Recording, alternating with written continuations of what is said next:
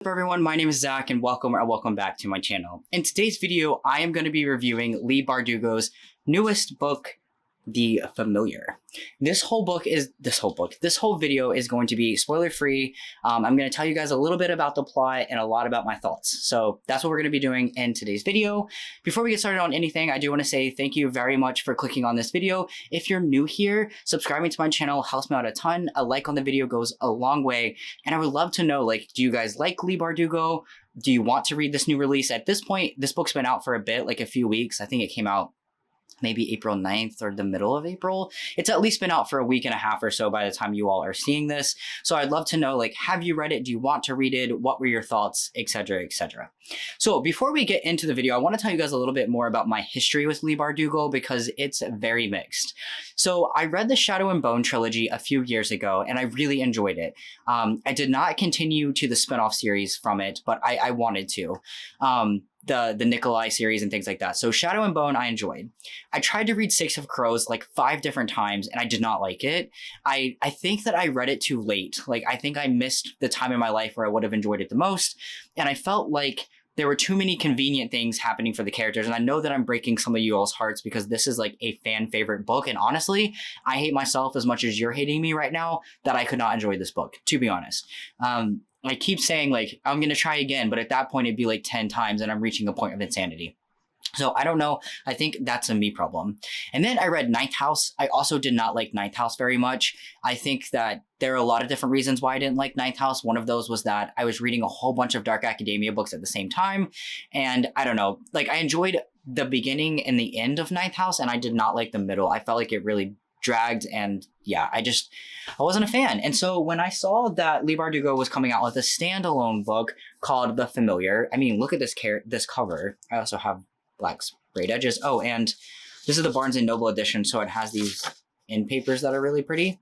But when I saw this book being advertised on Goodreads and things like that, I was I'm not going to hold this up the whole video, just FYI. But I was yeah, this sounds really interesting. So let me tell you guys the basic premise of this book. If you want to read the whole synopsis, go on to Goodreads, or Amazon and read it. I'm not going to go into the very specific details of the book. I'll give you the broad premise.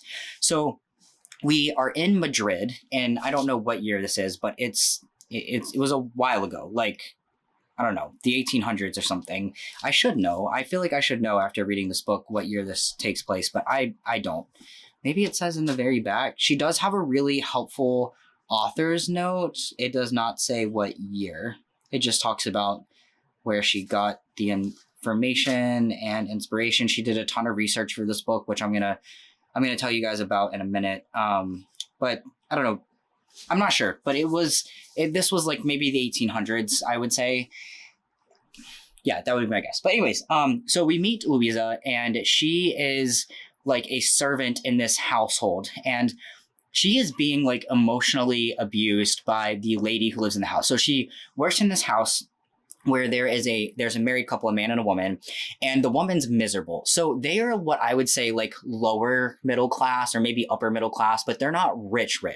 And the lady who owns the house wants to be rich. And one day don't you guys love my synopsis?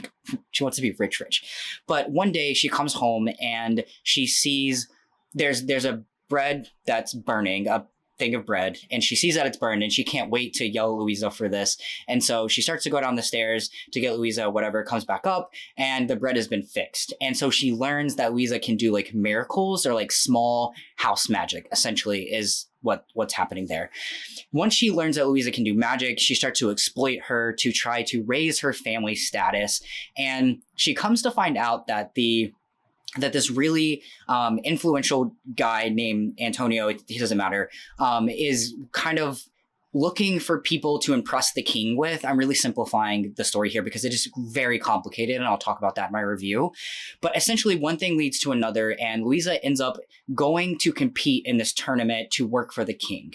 And through that, we follow her on these trials and tribulations to try to win this tournament in order to work for the king, to better herself and her own life. Yeah, that's the basic premise of from point A to the ending of the book, is that she's trying to do that. But that's not even actually what the book is about, okay? So that is like the basic plot, and where we're going, again, from like point A to the end of the book, is that she's trying to survive this tournament. There are other characters that you learn about that are also competing. So this book has magic in it, right? Because Louisa has these like little miracles that she can perform, and she can do like house magic and things like that. And of course, over time, like she learns more about her magic and how to use it. The other three competitors in the competition can also do their own kind of magic. So one can like tell the future, another one can create these illusions. Like they all have their different things that they can do, and they're trying to win a place to work for the king. This book, though, is more historical than anything else, and you need to know that going in, okay? You are set up for that, though, because if you read the Goodreads synopsis and you read other synopsis in different places, they tell you that this is a very historical book. This is historical fantasy, that it is through and through, historical fantasy.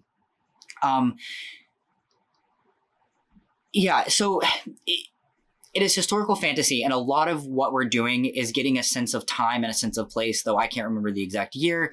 We're really living in that period of time. Like, you're learning about the hardships of the people of that time. Also, the Inquisition was like during this time, and so there's a lot of fear of the Inquisition being taken by them, being tortured by them. And what was really interesting is Casey and I, my wife, had just went to Chicago, and we went to this museum, like the Medieval Torture Museum, and it was all about the Inquisition and what torture devices they used, and they actually showed up in this book, and I was like, wow, that's interesting. I've actually seen these devices in real life. So there's a lot of torture. Like, it's a brutal book. It's a very brutal book. And it can be hard to read at times, not even because of the physical torture, but like people are just cruel to each other. Life was just very different back then. And you can tell that Leigh Bardugo has done a lot of research in order to make the characters seem realistic, the atmosphere seem realistic, the pressures of the time and the place seem realistic. Again, getting back to that historical element. We also meet a lot of characters that are gonna be very influential to Louisa's life and her journey through this tournament and going to compete in this thing. In particular, she meets another guy, and he's accompanying her there because all of the competitors that are going to compete, he is not a competitor, but they are all kind of owned by other people.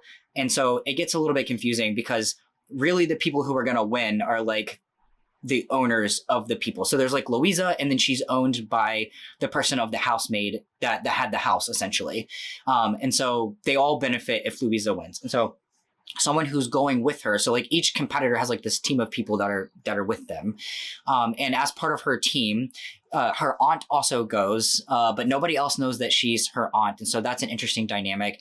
But you do have this male character that's adding some angst and some tension. And also there's a lot of mystery behind his background. Like, does he have magic? Does he not have magic? You get to know him separately. There's a lot of different characters in this book, and we do get to know them like a little bit separately outside of Louisa, but also like how they are like a part of her story. And one thing I really, really appreciate that Leigh Bardugo did is at the end of the book, she wraps up every character's story. This truly is a standalone. I do think there's room for her to write like a spinoff or another book, and I would definitely read it. Again, I gave it 4.5 stars. That 4.5 is not because it was historical, because I felt like it would be unfair to rate it based on that, because I was prepared for it to be historical, knowing that that's not one of my favorite things. But I did feel like the middle of the book, I just didn't want to pick it up. Something felt very slow. Like, I wish that there had been more magic. I wish that the scenes had been a little bit more developed, though some of them are very cool and very much did remind me of Shadow and Bone. And the things that the characters in that book can do is very similar. Like, from my experience of reading Leigh Bardugo, you will not feel like this is not her. Like, you will very much recognize that this is her. Another thing that I wanted to say is that if you are a fan of The Invisible Life of Addie LaRue, there is a lot. I don't think it's like a copy of that or even like a twist on that at all, but like the feelings you get while reading The Invisible Life of Addie LaRue, you will get those same feelings in this book, but not as strongly because it is a little bit different. Like, we have this tournament and other things happening in the plot. There's also sort of a mystery element because people start dying and they're like, oh my gosh, he was killing these people.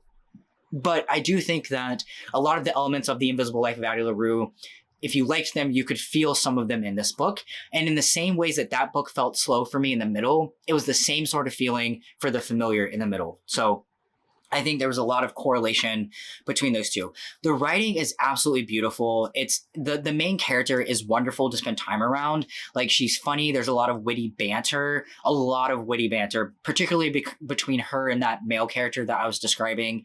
All in all, it's a very atmospheric story and a very historical story. It's also, even though it's slow in the middle, at the parts that it picks up, like it really picks up and does feel quite suspenseful. What's really going to stick with me about The Familiar is the ending. The ending is just like a fireworks show of like wrapping up all these characters. It's very exciting. I felt like it wrapped up well. I do think that there will be people who don't like the ending. So I would love to know, like, those of you who have read it, particularly if you have Discord, my Discord's linked below. If you want to reach out to me on Discord and talk about the ending, I would love to. But yeah, all in all, I was very nervous going into reading The Familiar because, like, my history, I'm sorry, someone's mowing their yard outside, but we're almost done with the video. My history with Leigh Bardugo is not the strongest, and so I was worried about this one, but I am really glad that I read it. I'm glad that I have a copy to keep on my shelves, and I do think that maybe in the future I would reread it because I know that I missed stuff trying to keep up with the historical elements of the book. Oh, another thing that I want to make note of is there are a lot of different character names and it can get confusing at times. So just take your time with this book. I have no idea how the audio is, but I could see how it might be helpful with all of the character names and that sort of thing. There's nothing really complex about the magic system. I would say the more complex element of this story, again, is that historical element, the names, and just trying to figure out who is who was difficult at times. And again, I didn't dock rating for that because that is not fair, I don't think, when it's based so much out of history. And then also make sure you read the author's note because she did take a lot of inspiration from real life events and real stories, which I thought was very, very cool. This is also a very feminist story. There's a lot of women empowerment and I really enjoyed that. I just, all in all, like, this is a very solid story, and I'm not sure if I liked it more than Shadow and Bone because I liked them for different reasons. This is way more mature, way more hard-hitting. Shadow and Bone was more fun, but definitely hard-hitting at times. But I definitely liked it more than Ninth House. I will say that. And this cover is absolutely stunning. So yeah, I would love to know, like, please let me know if you want to read this book, if you have already read it, if you want to give me spoiler-free thoughts in the comments. Yeah, I would just love to know. And I'm really glad that I read it. And I'm proud of myself for going out of my comfort zone to read a historical fantasy, because this is not something I typically would read, but it definitely opened my eyes and I learned a lot. Like, I feel like I learned a lot and I really, really enjoyed it. But yeah, I want to say thank you to the Mostly Ghostly crew for supporting my channel through the channel membership every month. If you want to support what I do here on YouTube, you can check out my channel membership linked below. There's a lot of benefits that come along with it. So yeah, that'll be linked below if you want to support me. And I want to say thank you so much to the Mostly Ghostly crew for doing that. You guys make a huge difference in my life. So thank you. And then I always want to end the video by saying thank you to you for watching this video, and I'll see you guys in the next one. Bye.